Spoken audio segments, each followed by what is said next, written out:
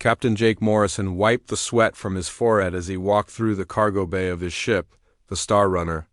The mining station of Kepler 7 was always hot and dusty, and loading cargo in this heat was never fun. He had just finished securing the last container when he heard a small sound from behind the metal boxes. Jake stopped and listened. The sound came again. It was soft, like a whimper. He frowned and moved closer to the back corner of the cargo bay. Someone or something was hiding back there? Hello? Jake called out softly. Is someone there? The whimpering stopped. Jake waited a moment, then stepped around the large container. What he saw made him freeze. A small girl sat curled up in the corner, her knees pulled up to her chest. She looked maybe 8 or 9 years old, with long dark hair that was dirty and tangled. Her clothes were torn and too big for her thin body. But what made Jake's heart skip a beat were her eyes. They glowed with a soft yellow light in the dim cargo bay. She was a werewolf. The girl saw Jake and pressed herself further into the corner, making herself as small as possible. Her yellow eyes were wide with fear, and Jake could see her whole body shaking. Hey, it's okay, Jake said, keeping his voice gentle. He slowly crouched down to make himself seem less scary. I'm not going to hurt you. The girl didn't move. She just stared at him with those frightened eyes. Jake could see she was very thin, probably hadn't eaten in days. Her lips were cracked from not having enough water. Jake knew he should call station security. That was the rule. Any unregistered alien found on ships had to be reported. But looking at this scared little girl, he couldn't bring himself to do it. The stories about what happened to stray werewolves in the outer stations were not good ones. You hungry? Jake asked, still keeping his distance. I have some food on my ship. At the mention of food, the girl's eyes flickered with interest, but she still didn't move. Jake slowly reached into his pocket and pulled out an energy bar. He tore open the wrapper and broke off a small piece. Then he placed it on the floor, between them, and backed away a few steps. It's okay, he said. Take it. The girl stared at the food for a long moment. Her hunger won over her fear. She quickly grabbed the piece and ate it in one bite. Jake could see she was trying not to eat too fast, but she was clearly starving. He broke off another piece and placed it closer to her. This time she took it faster. As she ate, Jake got a better look at her. Besides being thin and dirty, he could see old bruises on her arms. Someone had hurt this child. What's your name? Jake asked softly. The girl looked up at him but didn't answer. Maybe she didn't understand Galactic Standard, or maybe she was just too scared to talk. Jake pointed to himself. Jake, he said, my name is Jake. The girl watched him for a moment, then whispered something so quietly he almost didn't hear it. Luna, she said. Luna, Jake repeated with a small smile. That's a pretty name. Just then, Jake heard voices coming from outside his ship. Station security was doing their rounds, checking ships before they left port. Jake's heart started beating faster. If they found Luna, they would take her away. He had heard what happened to werewolf children who were caught alone on stations like this. It was not good. Luna, Jake said quickly but quietly. Some people are coming. They might want to take you away from here. Do you want to stay with me? Luna's eyes went wide again, this time with panic instead of just fear. She nodded quickly. Okay, Jake said. We need to hide you. Can you be very quiet? Luna nodded again. Jake looked around the cargo bay quickly. There was a small storage area behind the main cargo containers where he kept emergency supplies. It would be tight, but Luna was small enough to fit. Come with me, Jake whispered, holding out his hand. Luna looked at his hand for a moment, then slowly reached out and took it. Her hand was so small and cold in his. Jake led her quickly to the storage area and helped her crawl inside. Stay here and don't make any sound, Jake told her. I'll come back for you when it's safe. Luna nodded and curled up in the small space. Jake closed the panel just as he heard footsteps on his ship's ramp. Morrison, called a rough voice. Security. Check. Jake walked to meet the 2 security officers as they entered his cargo bay. He tried to look relaxed, but his heart was still beating fast. Evening, Captain Morrison, said the first officer, a big man named Pete Collins. Just doing our usual. Check before you head out, of course, Jake said. Everything's loaded and ready to go. The officers walked around the cargo bay, checking the containers and looking behind them. Jake watched nervously as they got closer to Luna's hiding spot. Any passengers this trip? Asked the second officer, a woman named Carol Davis. Just me, Jake said. Solo run to the Titan colonies. Pete Collins stopped near the storage area, where Luna was hiding. He looked around carefully, then sniffed the air. Jake held his breath. You smell that? Pete asked Carol. Smell what? Carol replied. Smells like ... I don't know. Something different. Jake's mouth went dry. He knew that werewolves had a distinctive smell that some humans could detect. Probably just the cargo, Jake said quickly. Some of these mining chemicals have strong odors. Pete looked at him suspiciously, then walked over to one of the containers and checked the shipping label. Yeah, you're probably right, Pete said finally. Some of the stuff does stink. The officers finished their check and headed for the exit. Jake walked with them, trying not to look back at Luna's hiding spot. Have a safe trip, Morrison, Carol said as they reached the ramp. Thanks, Jake replied. See you next time I'm through. After the officers left, Jake waited 10 minutes to make sure they were really gone. Then he went back to the storage area and opened the panel. Luna? He whispered. It's okay now. They're gone. Luna crawled out slowly, still looking scared. Jake knelt down next to her. Are you okay? He asked. Luna nodded, but Jake could see she was shaking again. Listen, Luna, Jake said gently. I need to leave this station now. If you want to come with me, you can. But if you want to stay here, I understand. Luna looked up at him with those big yellow eyes. Stay with you? She whispered. Yes, Jake said. You can stay with me. I'll take care of you. Luna thought for a moment, then nodded firmly. Stay with Alpha? She said. Jake was surprised. Alpha was what werewolves called their pack leaders. He didn't know much about werewolf culture, but he knew that was important. Okay, Jake said with a smile. You can stay with me. As Jake prepared his ship for takeoff, Luna sat in the corner of his small living area, still clutching the rest of the energy bar he had given her. She watched his every move with those sharp yellow eyes, but she seemed less scared now. Jake knew he was taking a big risk. Harboring an unregistered alien could get him in serious trouble.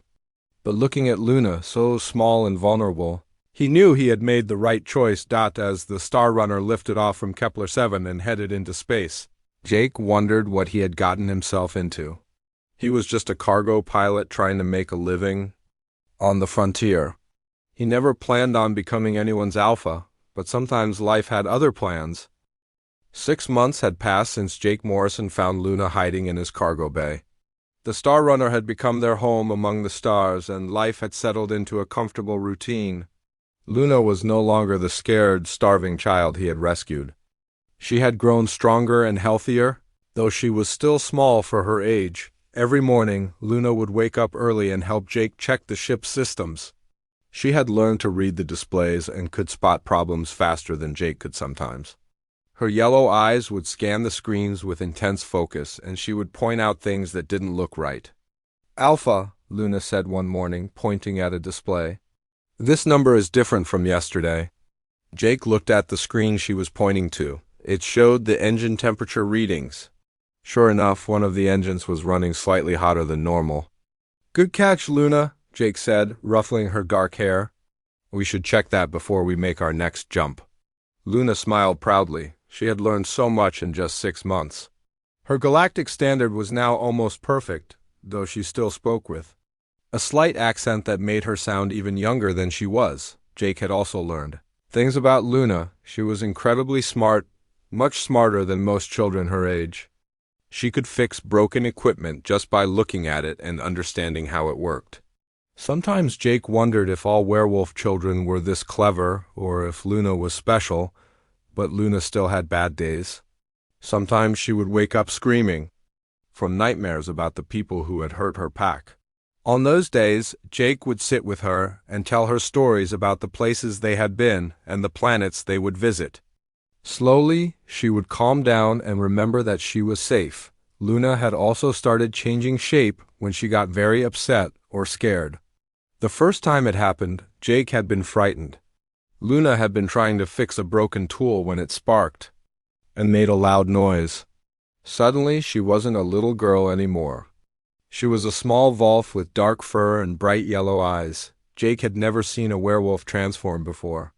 Luna the wolf had looked at him with confusion and fear, as if she didn't know where she was.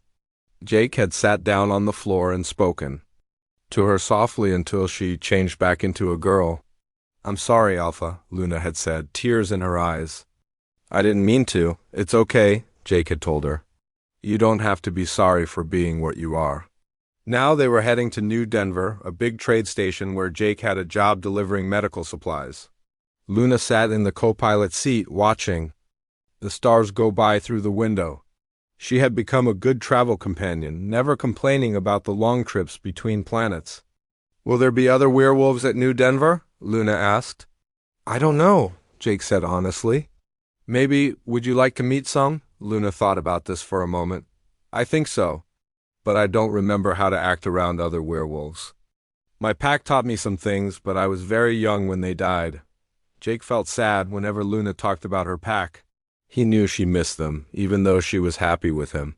"You'll remember," Jake said. "And if you don't, that's okay too. You're Luna, and that's what matters." When they arrived at New Denver, Jake docked the Star Runner at the cargo area. The station was huge, with thousands of people from many different planets living and working there. Jake and Luna walked through the busy halls, carrying their personal bags to the hotel where they would stay for 2 days. Luna stayed close to Jake, holding his hand. She was still nervous around crowds of people, especially humans she didn't know, but Jake noticed she was more confident than she used to be. She walked with her head up and looked people in the eye instead of hiding behind him. At the hotel, they were checking in when a woman in a military uniform approached them. She was tall with short brown hair and serious blue eyes. Jake could tell she was someone important by the way other people moved out of her way. "Excuse me," the woman said. "Are you Captain Morrison?" "Yes," Jake said carefully. "Is there a problem?" "I'm Captain Beth Sullivan with Colonial Defense," the woman said. "I need to ask you a few questions about your travel routes." Jake felt Luna's hand squeeze his tighter. He looked down and saw her yellow eyes watching Captain Sullivan with suspicion. "What kind of questions?" Jake asked. "Can we talk privately?" Beth asked, glancing at Luna. "She stays with me," Jake said firmly. Beth looked surprised by his tone, but she nodded. "Fine. Is there somewhere we can sit?" They found a quiet corner of the hotel lobby. Beth sat across from Jake and Luna, who had moved even closer to Jake's side. "Captain Morrison, I'm investigating a series of attacks on ships traveling the frontier routes," Beth said. "Ships have been boarded and people have been killed." "All the attacks happened on routes you travel regularly?"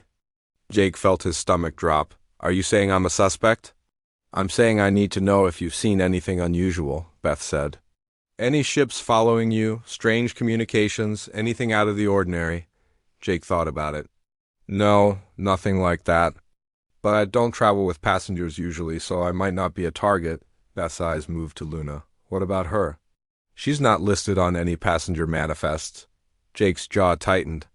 "Luna is my ward. I have the legal papers." "Papers can be forged." Beth said, "Unregistered aliens are often used by criminal organizations?" Luna had been listening quietly, but now she spoke up. "I am not criminal," she said, her voice small but clear.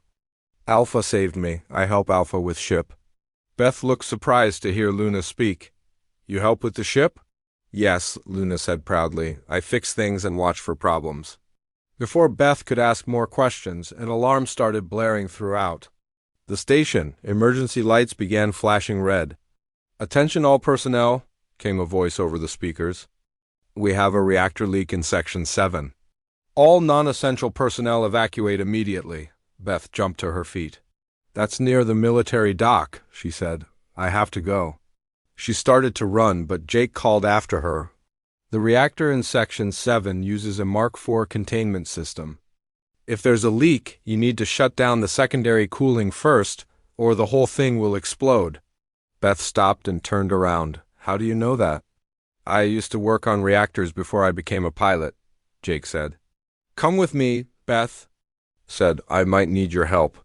Jake looked at Luna. He didn't want to leave her alone, but people could die if the reactor exploded. I come too, Luna said, standing up. No, Jake said.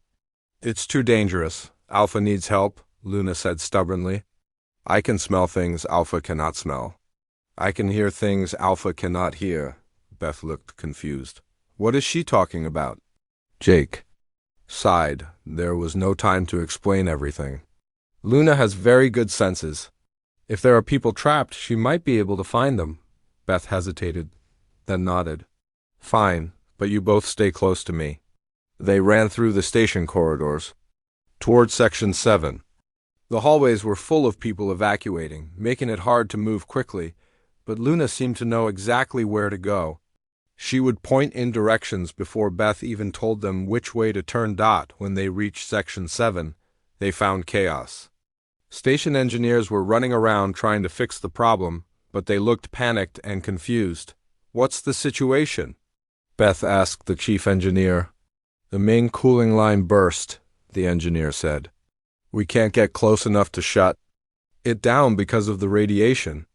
Jake looked at the readings on a nearby display. The secondary system is still running. If you don't shut it down soon, the pressure will build up and cause an explosion.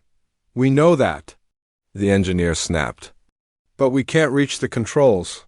Luna had been sniffing the air and listening carefully. Suddenly she grabbed Jake's arm. Alpha, she said urgently. There are people trapped in there. I can hear them calling for help. Beth looked at Luna with new respect. Where? Luna pointed to a sealed door. In there. 3 people. They are scared. The engineer checked his list. That storage room, C7, we thought it was empty. We have to get them out, Jake said. And we have to shut down that secondary cooling, Beth added. Jake studied the layout of the section. Luna, can you tell if there's another way into that storage room? Luna closed her eyes and listened.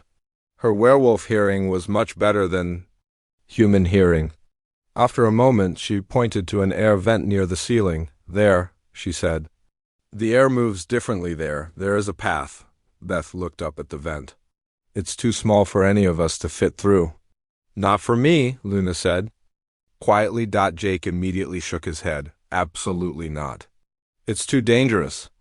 Alpha, Luna said, looking up at him with those serious yellow eyes. You saved me. Now I can help save others. Jake looked at Luna for a long moment. She wasn't the scared child he had found 6 months ago. She was brave and smart, and she wanted to help. Okay, Jake said finally. But you do exactly what I tell you, and if I say come back, you come back immediately. Luna nodded solemnly. Yes, Alpha. Beth helped Jake boost Luna up to the air vent. Luna crawled inside and disappeared into the darkness. Jake watched the vent, his heart pounding with worry. A few minutes later, they heard the sealed door click. Open. Luna had managed to unlock it from the inside. 3 station workers stumbled out, coughing but alive. Thank you, one of them gasped. We thought no one knew we were there. Luna crawled back out of the vent, dusty but proud of herself. Jake hugged her tightly. You did great, he told her, but their work wasn't done. The secondary cooling system was still running, and the pressure was getting. 3 weeks after the reactor incident at New Denver, Jake and Luna were traveling to the Outer Rim colonies when their lives changed forever. They had just finished delivering supplies to a small mining planet and were heading back to the main shipping lanes when Luna suddenly sat up straight in her seat. Alpha, she said, her voice tense. Something is wrong. Jake looked at his instruments. Everything seemed normal. What do you mean? Luna sniffed the air and tilted her head, listening. There is another ship following us. They had been there for 2 days, but now they are getting closer. Jake checked his scanner again. There was nothing showing up on his screen. Are you sure? Yes, Luna said firmly. I can smell the metal of their ship when the air systems cycle, and I can hear their engine. It sounds different from ours. Jake had learned to trust Luna's senses completely. If she said there was a ship following them, then there was. He quietly began checking his ship's defensive systems, though the Star Runner was just a cargo ship with very basic weapons. "Can you tell how many people are on the other ship?" Jake asked. Luna closed her eyes and concentrated. "4, maybe. 5, they smell angry. And—" She paused, her nose wrinkling. "They smell like the bad men who hurt my pack." Jake felt ice in his stomach. Luna rarely talked about the people who had killed her family, but when she did, it was never good. "Luna, I need you to go to the emergency hiding spot we practiced," Jake said quietly. "Right now." Luna looked at him with wide eyes. "Alpha, what is happening?" "I don't know yet, but I want you to be safe," Jake said. "Go hide, and no matter what you hear, don't come out until I tell you it's safe." Luna nodded and quickly went to the special hiding place Jake had built for her behind the main cargo bay. It was a small space that couldn't be seen unless someone knew exactly where to look. Just as Luna disappeared, Jake's communication system crackled to life. "Star Runner, this is the ship Bloodhound," came a cold voice. "Cut your engines and prepare to be boarded." Jake's blood ran cold. He knew that name. The Bloodhound was operated by Victor Kane, a man who hated all aliens and especially werewolves. Kane led a group of humans who believed that aliens should be wiped out completely. "Bloodhound, this is Star Runner," Jake replied, trying to keep his voice calm. "I'm just a cargo hauler." "I don't have anything you want." "Oh, but you do, Morrison," came Kane's voice. "You have something very special on your ship. Something that belongs to a very old and very important werewolf family." Jake's heart started pounding. How did Kane know about Luna? And what did he mean about her family? "I don't know what you're talking about," Jake said. "Don't lie to me," Kane snarled. "We know you have the Silver Thread girl, the last of her bloodline. Hand her over and we might let you live." Silver Thread. Jake had never heard Luna mention that name, but it obviously meant something important to Kane. "There's no one here but me," Jake said. "We'll see about that," Kane replied. "Cut your engines. Now, or we'll cut them for you." Jake looked at his weapon controls. The Star Runner had 2 small laser cannons, but they were no match for a military ship like the Bloodhound. Still, he wasn't going to give up without a fight. "Sorry, Kane," Jake said. "I think I'll keep flying." Jake pushed his engines to full power and changed course, hoping to reach the main shipping lanes where other ships might help him. But the Bloodhound was faster and better armed. Within minutes, they were firing at the Star Runner. The first blast shook the whole ship. Jake fought to keep control as alarms started blaring. The second blast hit the engine room, and Jake could smell smoke. "Star Runner, cut your engines now," Kane demanded. Jake knew he couldn't outrun them. His ship was damaged and getting worse, but maybe he could outsmart them. Okay. Jake called back, "You win. I'm cutting engines." Jake shut down his main engines but left the life support and internal systems running. The Star Runner drifted to a stop and the Bloodhound moved. Alongside it, Jake could hear the other ship docking with his cargo bay. Heavy footsteps echoed through the Star Runner as Kane's men boarded his ship. "Search everywhere," Kane's voice echoed through the halls. "The girl is here somewhere." Jake sat in his pilot's chair, trying to look defeated while secretly hoping Luna would stay hidden. He could hear the men tearing his ship apart, looking for her. Kane himself appeared in the doorway to the bridge. He was a big man with cold gray eyes and scars on his face. He looked at Jake with disgust. "Where is she, Morrison?" Kane demanded. "Where is who?" Jake asked. Kane backhanded Jake across the face, splitting his lip. "Don't play games with me. We know you picked up the Silver Thread girl on Kepler 7. We've been tracking you ever since." Jake wiped blood from his mouth. "I don't know what you're talking about." "The Silver Thread Pack were the greatest werewolf warriors in history," Kane said, circling around Jake's chair. "Their bloodline carries genetic memories of ancient fighting techniques. If werewolves ever got organized again, they would need leaders like her." "Sounds like ancient history to me," Jake said. "Not so ancient," Kane replied. "The girl you're hiding is the last of that bloodline." With her dead, the werewolves will never be able to rebuild their warrior culture. Jake felt sick. These men didn't just want to hurt Luna, they wanted to kill her to prevent her entire species from becoming strong again. "Boss," called one of Kane's men from the cargo bay. "We found something," Kane smiled coldly. "Looks like playtime is over, Morrison." But as Kane turned to leave the bridge, the lights suddenly went out. Emergency lighting kicked in, casting everything in a red glow. "What the hell?" Kane muttered. "Boss, we lost power to the docking clamps," came a voice over Kane's radio. "The ships are starting to drift apart. Fix it." Kane snapped, but more things started going wrong. The air circulation system shut down. Then the gravity generators flickered on and off. Kane's men started calling out in confusion as they floated helplessly in the cargo bay. Jake smiled, despite his split lip. Luna was using the ship's systems against their attackers, just like he had taught her during their practice sessions. "Find that girl now," Kane shouted into his radio, but Luna wasn't hiding anymore. Jake could hear her moving through the ship's ventilation system, using the air ducts to travel without being seen. She was hunting Kane's men, picking them off one by one. The first scream came from the cargo bay. Then the lights went out completely, and Jake heard the sound of someone falling. "Hard, where is she?" Kane demanded, grabbing Jake by the shirt. "What is she doing?" "She's doing what her family taught her," Jake said quietly. "She's fighting back." Another scream echoed through the ship, followed by the sound of something heavy hitting the floor. Kane pulled out a weapon and pointed it at Jake. "Call her off, or I'll kill you right now." "She won't listen to me," Jake said. "She's protecting her pack, and I'm her pack now." Kane's face twisted with rage, but before he could shoot, the lights came back on. Luna stood in the doorway behind Kane, no longer looking like a little girl. She had transformed, but not completely.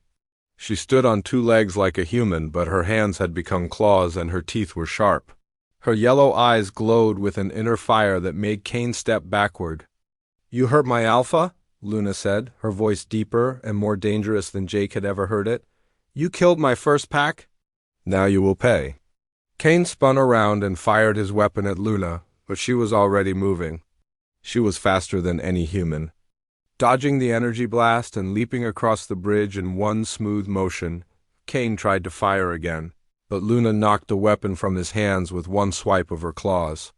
Then she grabbed him by the throat and lifted him off the ground. "Please," Kane gasped. "I was just following orders." "Whose orders?" Luna demanded. The Human First Organization," Kane choked out.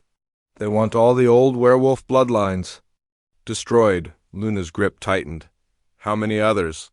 "Dozens," Kane said desperately. "We've been hunting werewolf families for years." Jake could see the rage building in Luna's eyes. She wanted to kill Kane for what he had done to her people. But Jake also knew that Luna was better than Kane. She was better than the people who had hurt her. "Luna," Jake said softly, "you're not like them. You don't have to become a killer." Luna looked at Jake, her yellow eyes still burning with anger. But slowly she began to change back to her normal form. She was still a child, but now Jake could see the warrior she was becoming. She dropped Kane to the floor, where he lay gasping for breath.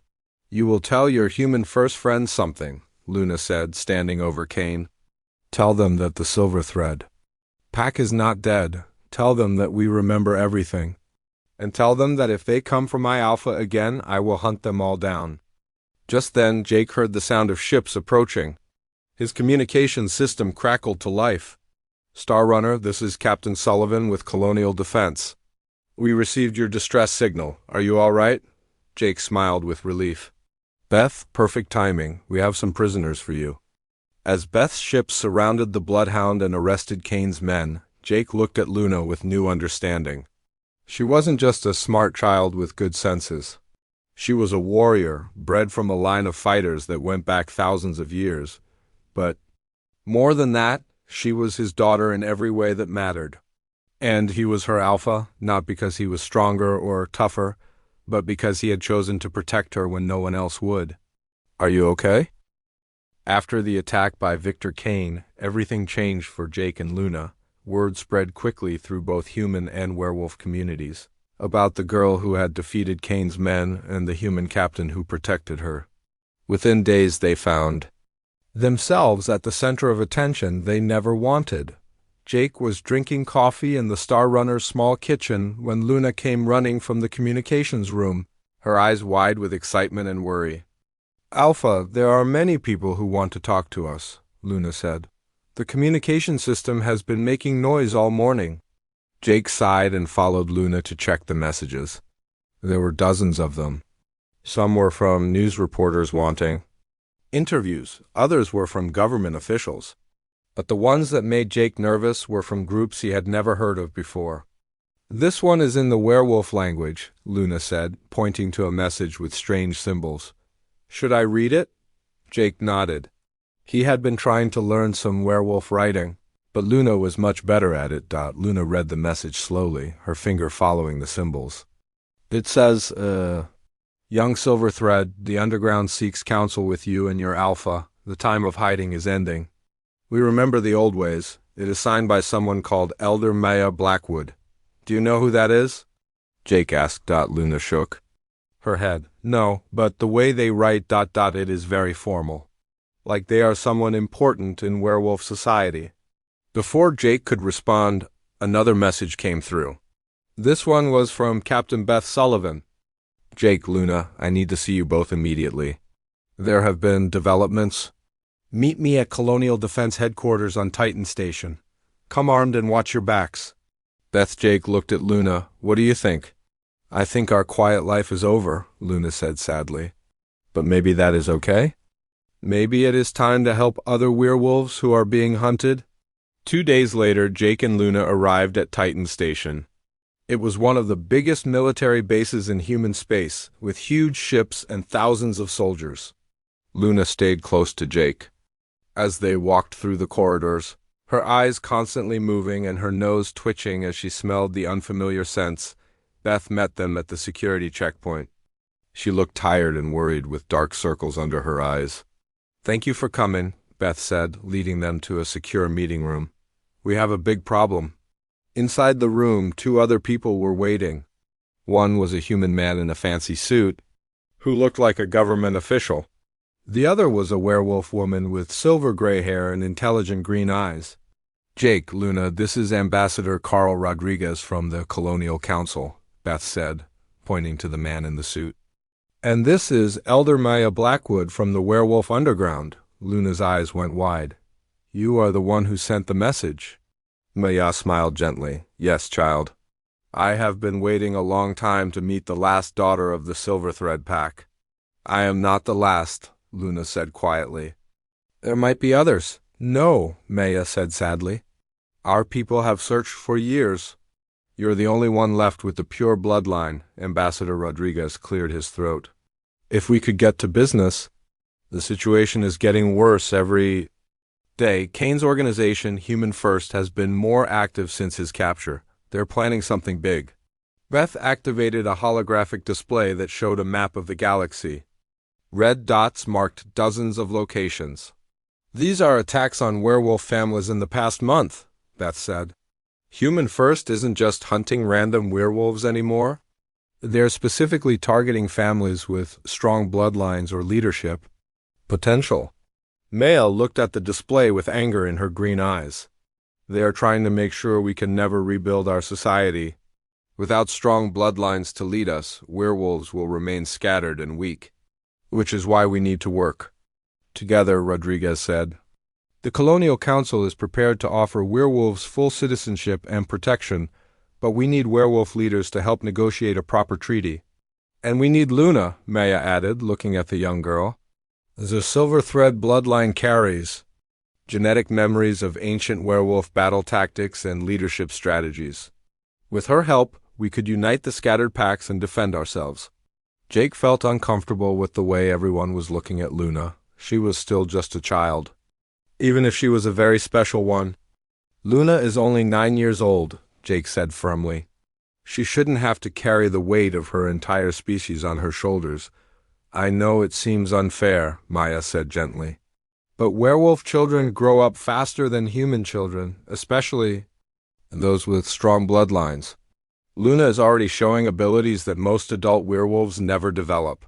Luna had been listening quietly, but now she spoke up. What kind of abilities? Maya smiled. You defeated 4 trained fighters using only your intelligence and your knowledge of the ship's systems. You can sense things that others cannot. And when you transformed to fight Kane, you didn't lose control like most young werewolves do. You stayed focused and tactical. My pack taught me to always think before fighting, Luna said. Exactly. Maya said, that wisdom, combined with your genetic memories, makes you incredibly valuable. But more than that, you represent hope. Other werewolves hear your story and remember that we can be strong again. Before anyone could respond, alarms started blaring throughout the station. Red lights flashed as an announcement came over the speakers. All personnel to battle stations. We are under attack. Repeat, we are under attack.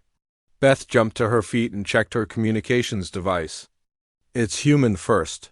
They've brought a fleet of ships, and they're demanding we hand over Luna. How did they know we were here? Rodriguez asked. Luna sniffed the air and growled low in her throat. There is a spy here. I can smell deception and fear. Maya looked impressed. Your senses are even better than I thought. We need to get to the command center, Beth said. Jake, Luna, stay close to me. As they ran through the corridors of the station, Jake could see human soldiers and werewolf fighters working together to defend against the attack. It was the first time he had seen the two species cooperating in a military situation. They reached the command center just as the first enemy ships began their assault. Through the large windows, Jake could see dozens of human-first vessels attacking the station's defenses.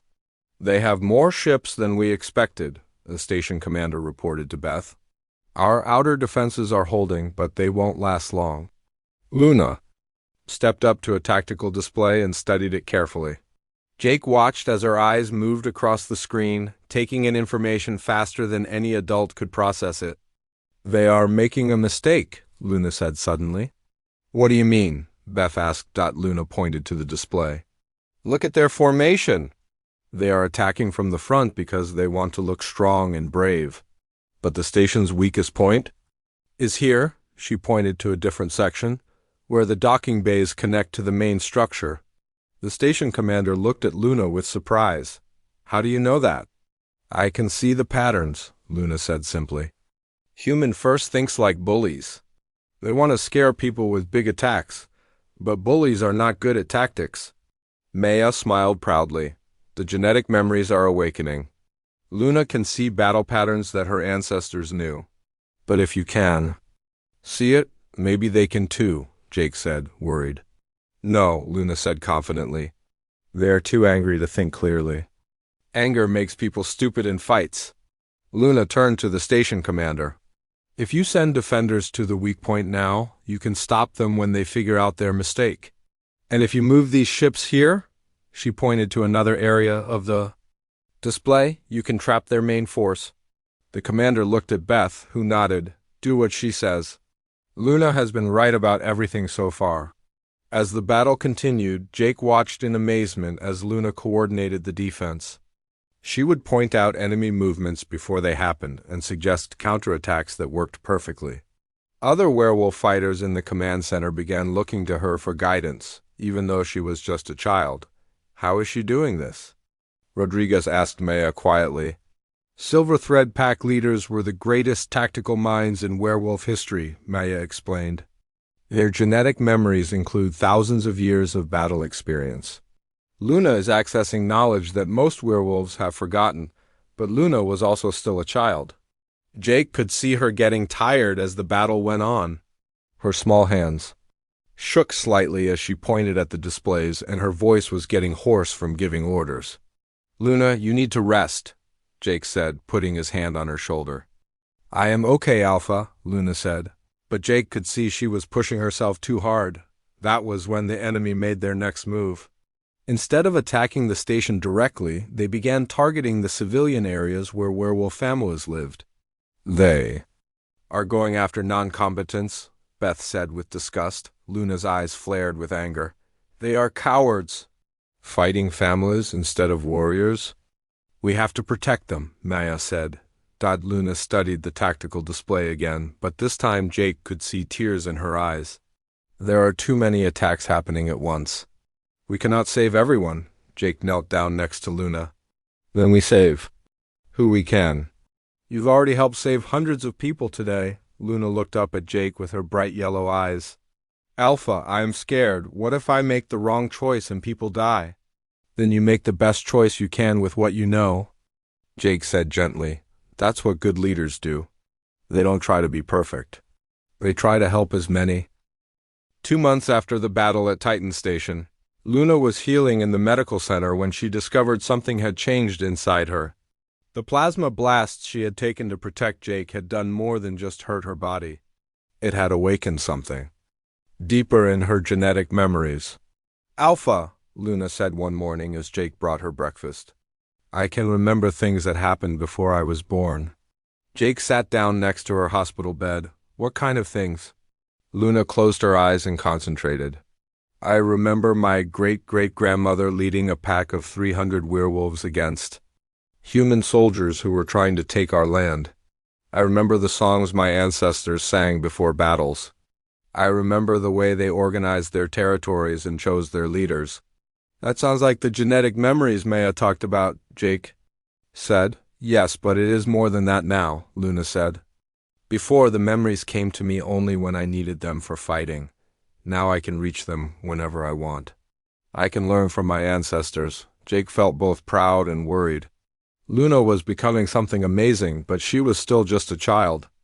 How do you feel about all this? Luna thought for a moment. Scared, excited, responsible, like I have to live up to what my family was, but I also want to be better than they were. What do you mean better? Jake asked. My ancestors were great warriors, but they only fought for werewolves, Luna explained. I want to fight for everyone. Humans and werewolves and all the other species. I want to build a pack that includes everyone who wants to make the galaxy a better place. Before Jake could respond, Captain Beth Sullivan entered the room with news that would change everything. Luna, Jake, we have a problem, Beth said, her face serious. We've intercepted communications from Human First. They're planning a massive attack on Peace Station. Peace Station was where human and werewolf diplomats were meeting to negotiate the new treaty that would give werewolves full citizenship. If Human First destroyed it, the peace talks would end and the two species might go to war. When? Jake asked. 3 days, Beth said. They're bringing their entire fleet. Every ship they have, plus new weapons they've been developing in secret. Luna sat up straighter in her hospital bed. How many ships? Over 200, Beth said. It's more than our combined human and werewolf forces can handle in a direct fight. Luna was quiet for a long moment, accessing her genetic memories. Jake could see her eyes moving as if she was reading invisible words in the air. They are making the same mistake as before, Luna said finally. They think that having more ships means they will win. But numbers do not matter if you cannot use them correctly. What do you mean? Beth asked. Luna asked for a data pad and began drawing a diagram. Peace Station is here, near this asteroid field. Human First will come from this direction because it is the shortest path, but asteroid fields are dangerous for large fleets. The asteroids will slow them down, Jake said, understanding. More than that, Luna said with a small smile. Asteroids can be moved? Beth looked confused. Moved how? With gravity generators and tractor beams, Luna explained. If we position our ships correctly in the asteroid field, we can use the asteroids as weapons. When Human First arrives, we push the asteroids into their fleet. That's brilliant, Beth said. But we would need perfect coordination between dozens of ships. One mistake and we could hit our own forces. Then we need someone who can coordinate everything, Jake said, looking at Luna. Luna shook her head. I cannot do this from a hospital bed. I need to be there, in a ship where I can see everything and communicate with all the captains. Absolutely not, Jake said firmly. You're still recovering. It's too dangerous. Alpha, Luna said, using the serious voice that meant she had made up her mind. My people are depending on me? Your people are depending on me. I cannot help them from here. Jake looked at Luna's determined face and realized she was right. She wasn't just his little girl anymore. She was a leader, and leaders had to make hard choices. Okay, Jake said finally. But you stay on my ship where I can protect you. Deal, Luna said with a grin. 3 days later, Jake and Luna were aboard the Star Runner, positioned deep in the asteroid field near Peace Station. Around them, hidden among the floating rocks, were 50 human ships and 30 werewolf vessels. It was the largest combined fleet the two species had ever assembled. Luna sat in the co-pilot seat, wearing a special headset that connected her to all the other ships. She had spent hours learning the names and voices of every captain so she could coordinate them perfectly. Alpha, Luna said, pointing to her scanner. They are coming. Jake looked at his display and saw hundreds of red dots approaching the asteroid field. Human First had brought everything they had, just as Beth had predicted. All ships, this is Luna, she said into her headset. Remember the plan. Wait for my signal, then move exactly as we practiced. Jake listened as the other captains responded. Human captains calling a 9-year-old werewolf girl. Commander. Werewolf pack leaders taking orders from a child who called a human her alpha 6 months ago. It would have seemed impossible. The Human First Fleet entered the asteroid field in a tight formation, their ships close together for mutual protection. Their leader, a man named General Hayes who had taken over after Kane's capture, was confident that his superior numbers would guarantee victory. Human First Fleet, this is General Hayes, came a voice over the radio. Surrender the werewolf terrorists and we will spare the human ships. Luna switched to an open channel so Hayes could hear her. General Hayes, this is Luna Silverthread. I am not a terrorist. I am a child who wants peace between humans and werewolves. You're an abomination, Hayes snarled back. Your kind should have been wiped out long ago. My kind includes my alpha, who is human, Luna said calmly. My kind includes Captain Sullivan, who is human. My kind includes everyone who chooses to be part of my pack, no matter what species they are. Jake felt proud of Luna for staying calm when Hayes was being so hateful.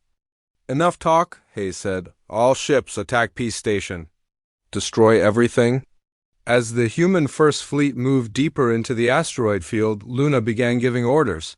Blue Squadron, push asteroid cluster 7 toward the enemy's left flank. She said, Red Squadron, prepare to move cluster 12 on my mark. Jake watched in amazement as the hidden ships began moving the asteroids like giant weapons. Luna had positioned everything perfectly. The Human First ships found themselves boxed in by floating rocks that seemed to come from nowhere. What's happening? Hayes demanded over the radio. Where are these asteroids coming from? Green Squadron now, Luna said calmly. Push cluster 15 into their center formation. A massive asteroid, as big as a small moon, came floating toward the middle of the Human First Fleet. Their ships scattered in panic, breaking their careful formation. All ships, attack now, Luna said. But remember, we fight to disable, not to destroy. These are still people, even if they have made bad choices. A combined human and werewolf fleet emerged from their hiding places among the asteroids. But instead of trying to destroy the Human First ships, they used their weapons to disable engines and weapon systems. Luna's tactical genius showed in every move. She had anticipated how Hayes would react to each attack and had positioned her forces perfectly to counter his responses. This is impossible, Hayes screamed as his flagship's engines failed. How is a child defeating our entire fleet? She is not just a child, came a new voice over the radio. It was Elder Mia Blackwood commanding one of the werewolf ships. She is the daughter of 2 worlds, raised by the best of both species. Within an hour, the entire Human First Fleet was disabled and surrounded. Their ships drifted helplessly. Among the asteroids, their crews captured but alive. Jake turned to Luna, who was slumped in her chair, exhausted from coordinating the battle. You did it, Luna. You won without killing anyone. We did it, Alpha, Luna corrected him. My pack did it. Humans and werewolves working together. As the cleanup began, Ambassador Rodriguez called from Peace Station. Luna, Jake, the treaty. Negotiations are resuming. The diplomats want to know if you would both consider becoming the first joint ambassadors for the new Human-Werewolf Alliance. Luna looked at Jake with tired but happy eyes. What do you think, Alpha? Do you want to help me build a bigger pack? Jake smiled and ruffled her hair. I think that sounds like exactly what we should do. 6 months later, Jake and Luna stood on the observation deck of their new home, Alliance Station. Through the large windows, they could see ships from dozens of different species coming and going. Humans, werewolves, and many others worked together in ways that would have seemed impossible before Luna brought them together. Luna was taller now, and she had grown into her role as a leader. But she still called Jake Alpha, and he still saw her as his daughter first and foremost. Alpha, Luna said, pointing to a small cargo ship docking with the station. That ship has 3 werewolf children on it. They are orphans like I was. Should we go meet them? Jake asked. Luna smiled, and Jake could see the same kindness in her eyes that had made him rescue her in the first place. Yes, everyone deserves to have a pack. Everyone deserves someone who will protect them and believe in them. As they walked toward the docking bay, Jake thought about how much had changed. Luna was no longer just a scared child hiding in his